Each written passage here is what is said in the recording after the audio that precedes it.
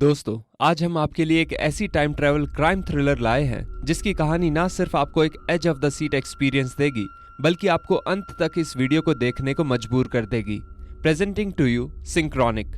इस मूवी की स्टार्ट में हम एक कपल को देखते हैं जो कि एक व्हाइट कलर की पिल जिस पर एस प्रिंट होता है उसको निगलते हुए, और फिर वो दोनों नॉर्मल हो जाते हैं। लेकिन कुछ देर बाद उसका हस्बैंड कहीं चला जाता है, जिसके बाद हम देखते हैं कि उसकी वाइफ जो कि बेड पे ही ड्राइंग कर रही होती है, उसकी आसपास की सराउंडिंग्स चेंज होना शुरू हो जाती है।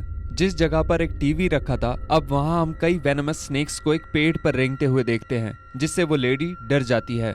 इसके बाद हम उसके हस्बैंड को लिफ्ट में एंटर करते देखते हैं और हमें ये पता चलता है कि ये सब चेंज सिर्फ लेडी के साथ ही नहीं बल्कि हस्बैंड भी अपने आप को एक रेत के मैदान यानी डेजर्ट में देखने लगता है। At the very next scene हम देखते हैं कि उस लेडी को एक स्नेक बाइट करने जा रहा होता है और वहीं उसका हस्बैंड बहुत ऊंचाई या कहे कि आसमान से जमीन पर जहां रेत ही रेत है वहां गिर रहा होता है। लोगो रिवील के बाद हम दो आदमियों को पैरामेडिकल एम्बुलेंस से उतरते हुए देखते हैं। इन दोनों का नाम स्टीव और डेनिस है। ये लोग एक घर में एंटर करते हैं जहां दूर पर उन्हें एक ड्रग एडिक्ट लड़की रास्ता दिखाते दिखती है। वहां पर ये देखते हैं कि कुछ पुलिस ऑफिसर्स वहां ऑलरेडी प्रेजेंट थे। उसके अंदर उन्हें दो बॉडीज मिलती हैं, जिनमें से एक को स्टीव हाथ पर शॉक जैसा कुछ देता है और उस लेडी को होश आ जाता है, लेकिन एक दूसरी मेल बॉडी वहां पर पड़ी होती है। उसकी हालत बहुत गंभीर होती है। उसको किसी ने स्टैब किया होता है और गौर से देखने पर हमें पता चलता है कि उसको इतनी बड़ी नाइफ से स्टैब किया गया है कि वो उसके सीने के आर पार हो गई। डेनिस उसके वुंड्स को कवर कर लेता है। जो लड़की डोर पर खड़ी थी वो पूरी तरह से नशे में थी और कुछ बता नहीं पा रही थी। तभी उन्हें डोर के पीछे एक बड़ी सी नाइफ दिखती है। स्टीव वहां से कॉइन का एक टुकड़ा ले लेता है। इसके बाद ये दोनों बॉडीज को लेकर चले जाते हैं। अगले शॉट में हम देखते हैं कि स्टीव और डेनिस एक जगह पर बात कर रहे होते हैं और उसके बाद हमें स्टीव एक हॉस्पिटल में दिखता है और यहाँ हमें हिंट मिलती है कि स्टीव किसी बीमारी से जूझ रहा है।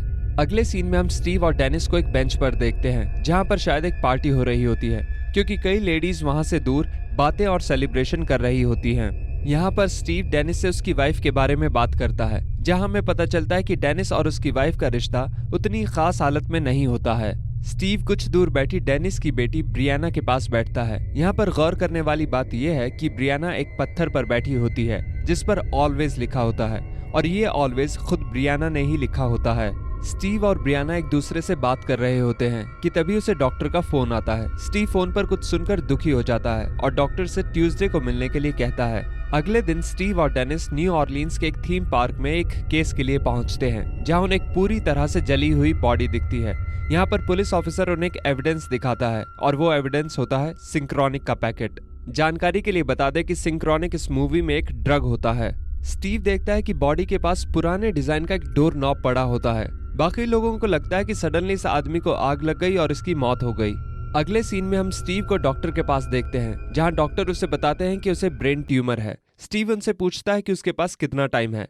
डॉक्टर बताते हैं कि कुछ कह नहीं सकते। वो 6 हफ्ते में भी मर सकता है और 60 साल जिंदा भी रह सकता है, लेकिन उसके पास 6 हफ्ते तो पक्का है। और डॉक्टर बताते हैं कि 6 हफ्ते के बाद उसके जिंदा रहने के कम चांसेस हैं। डॉक्टर बताते हैं कि उसकी पिनियल ग्लैंड उसकी उम्र के हिसाब से नहीं बल्कि टीनेजर्स की तरह अंडर डेवलप्ड है, जिससे उसकी पिनियल ग्लैंड उस तरह का व्यवहार करती है जैसा कि टीनेजर्स के साथ होता है।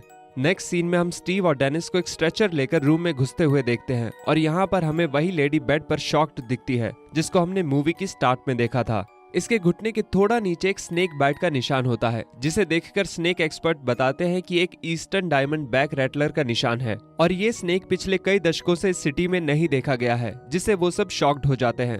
पर यहाँ पर भी स्टीव सिंक्रोनिक का पैकेट देखता है और जांच करने पर उन्हें ट्रेविस यानी उस औरत के हस्बैंड की लाश मिलती है और देखकर लगता है जैसे ये बहुत ही ऊंचाई से गिरा है। उसकी डेड बॉडी की हालत वाकई बहुत खराब और डिस्गस्टिंग होती है। इसके बाद कहानी आगे बढ़ती है। हम देखते हैं कि ब्रियाना पूरी रात नहीं आती और अगले दिन सुबह अपने घर आती है, जिस पर उसकी मॉम बोलती है कि जब तुम पूरी रात कहीं रुका करो तो एक बार टेक्स्ट कर दिया करो, जिस पर ब्रियाना ओके बोलती है। द स्टोरी मूव्स फॉरवर्ड, लेकिन हम अभी भी स्टीव को उस कॉइन को देखते हुए देखते हैं और यहाँ पर हमें हिंट मिलती है कि शायद स्टीव अभी भी सिंक्रोनिक मिस्ट्री से डिस्टर्ब्ड है।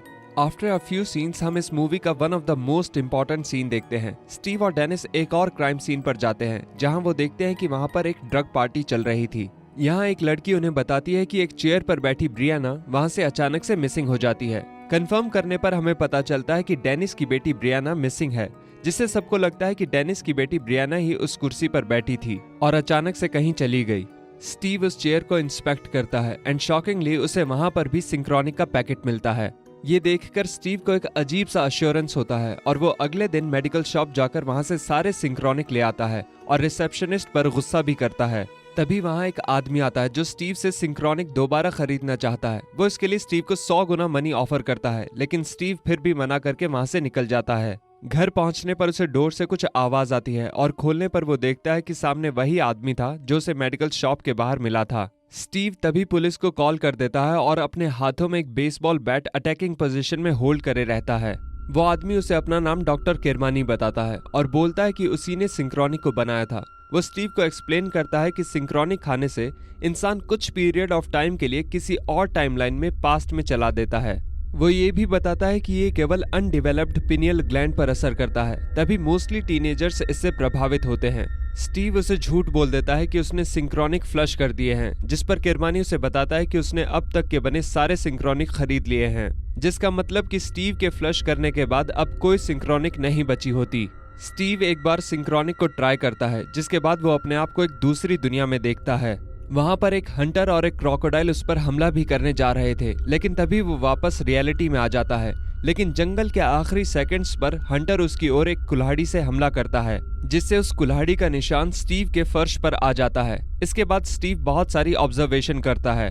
उसकी कुछ मेन ऑब्जर्वेशन ये होती है कि पास्ट में वो सिर्फ 7 मिनट्स तक रह सकता है, यानी सिंक्रोनिक सिर्फ 7 मिनट्स तक वर्क करती है।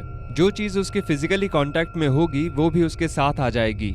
टाइम से वापस आने के लिए उसको उसी स्पॉट पर रहना होगा जहां पर उसने ट्रेवल किया है, और अगर ऐसा नहीं हुआ तो वो वहीं पर फंस जाएगा।